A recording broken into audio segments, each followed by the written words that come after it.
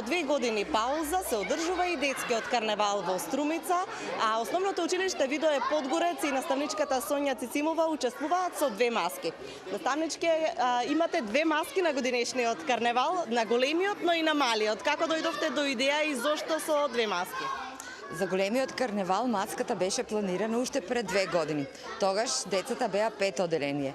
Синоќа заедно настапивме со истата кореографија, истата маска, со истата група деца и родители. Значи, истото оделение поддржано со родителите, тоа ни остана како една незавршена замислена идеја, се убаво организирано без крајната реализација. Синоќа имавме можност благодарение на временските услови да поминеме една убава карневалска вечер сите заедно. Новата маска, значи е со новото оделение. Со нив сум прв пат на карневал, на детскиот карневал, од познати причини, што лани кога бевме прво оделение не беше организиран карневал. Возбудата е кај сите многу голема, дека прв пат сме заедно. Маската не ја подготвувавме многу релаксирано, затоа што сепак постоеше една недоумица ке има детски карневал, воопшто карневал и така натаму. Меѓутоа со многу добра организација од страна на родители, со нивна помош и морам да кажам со една огромна помош во работна сила од училиштето Никола Карев. Бидејќи има таму текстилна струка која изработува и шие, тоа име и основната стручност која минат по предмети, ни помогна да биде изработена дел од маската.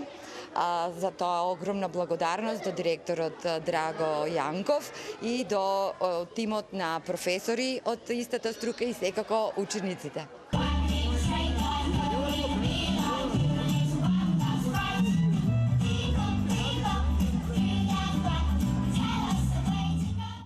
Наставничке, синоќа бевте пчелин рај.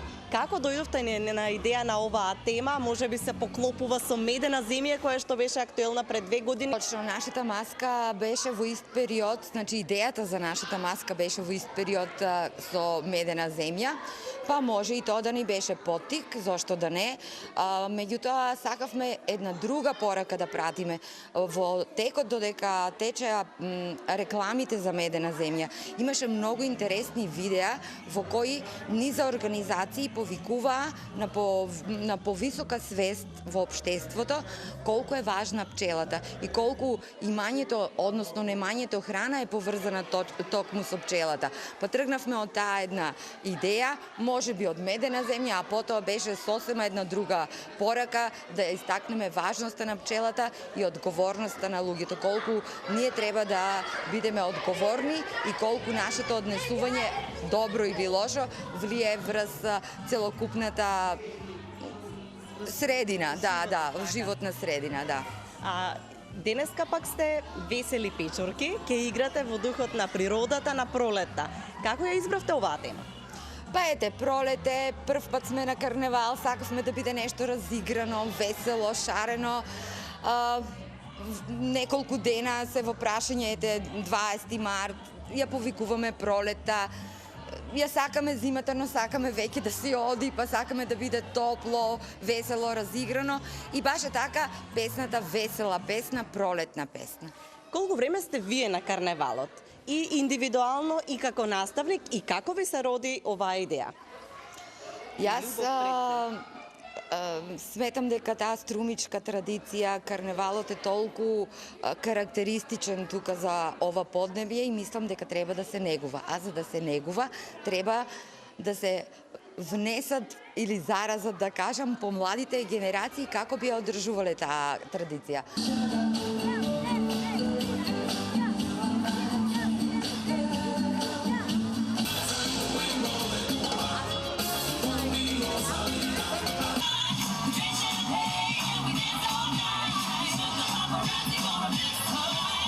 Дали 2 години стои оваа маска во витрините? Да, 2 години, за жал од коронавирусот, пауза и сега се обновува карневалот, баш ни е мило и драго.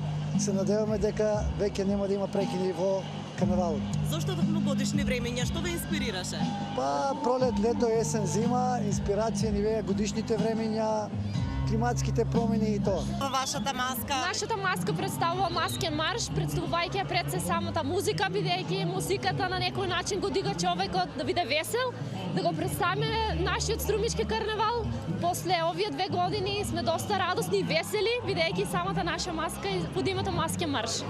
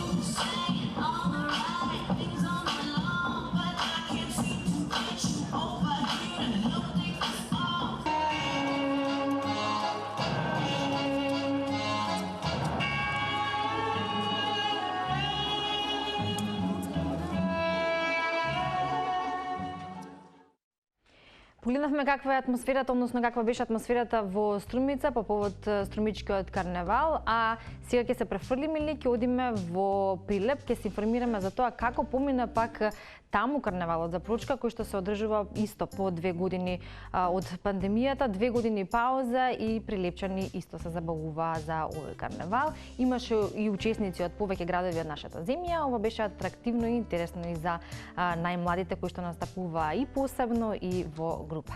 Повеќе за ова исто и во продолжение. По 2-годишна пауза поради пандемијата, Прилеп повторно ја почувствува карневалската магија. На карневалот Прочка 2022 имаше над 500 учесници под маски, рудари, тутунари, индијанци, а се слушнаа звуците на зурлите и тапаните за прилепските мечкари, продефилираа жонглери, магионичари, мажоретки. Граѓаните задоволни што традицијата се врати во Прилеп. Прочка значи традиција и треба да се продолжи. Ова е за градот преубав настан. После 3 години пауза со така наречената пандемија, значи треба повторно да продолжи во наредните години. Овој карневал за Прилеп и за општината значи многу, затоа што значи всушност негување на културното богатство, пренесување, промовирање и сето тоа за чувување на нашиот идентитет. Манифестацијата ја отворија прилепските мечкари кои велат годинава се најбројни, а се надеваат дека нивните маски наскоро ќе бидат под заштита на УНЕСКО. Годинава, како маска сме најбројна, имаме негде околу 50 членови, со се под младок. Ова традиција треба да продолжи векови. И вака да се собираме, да ги бркаме злите духови, овие болештини да замина, тоа се бара сега. Од Сдруженијето Прилепски прочкари изработија оригинална маска Крали Марко и Црна Арапина, па не изостана и прилепската шега.